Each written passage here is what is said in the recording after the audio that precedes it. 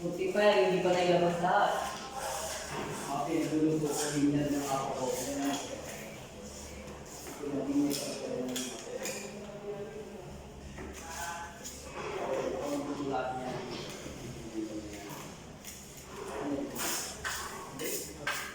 Ay,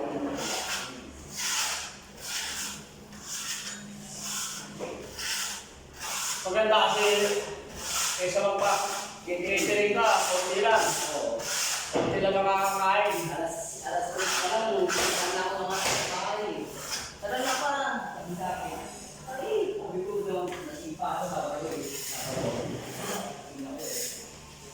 Napwersa ako sa ako eh.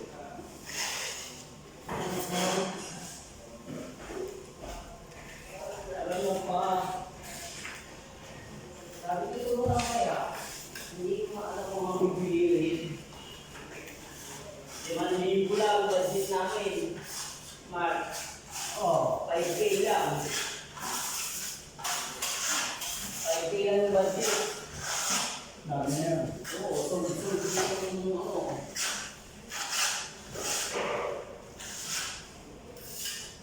Natagay pa ako, wow. Alas ko ito. Ako pa yung dami ng balay. Ha?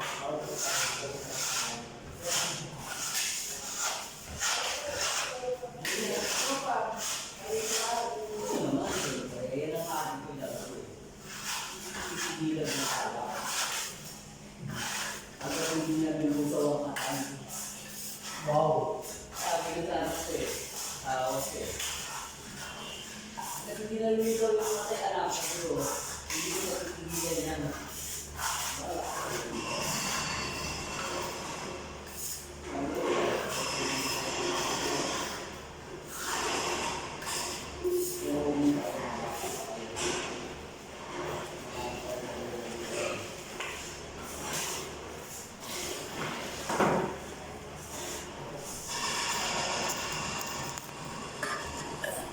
Hey, shoutout mga kapinta, mga kapainting, mga kulay.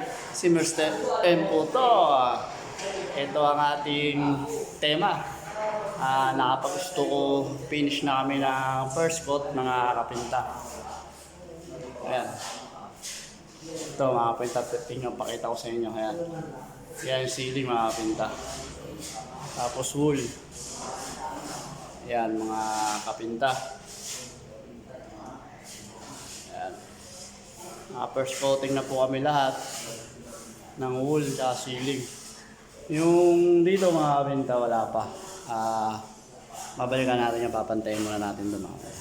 Nandito yung ating mga kasamang mga kapinta at kakulay. Ito ating mga kasamang Stuko Boys.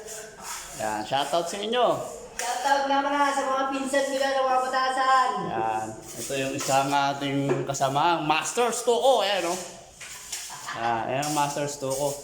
Yung mga gustong magpa-gantong tema, mga kapinta, PM nyo lang po sa aking messenger. Mag-uusap tayo doon, mga kapinta. Ayan. Ayan, no? Ayan po. Ayan yung aming ginagawa. Lahat po ito mga kapinta, wool ceiling, stucco finish po. Yan. First coating na po kami.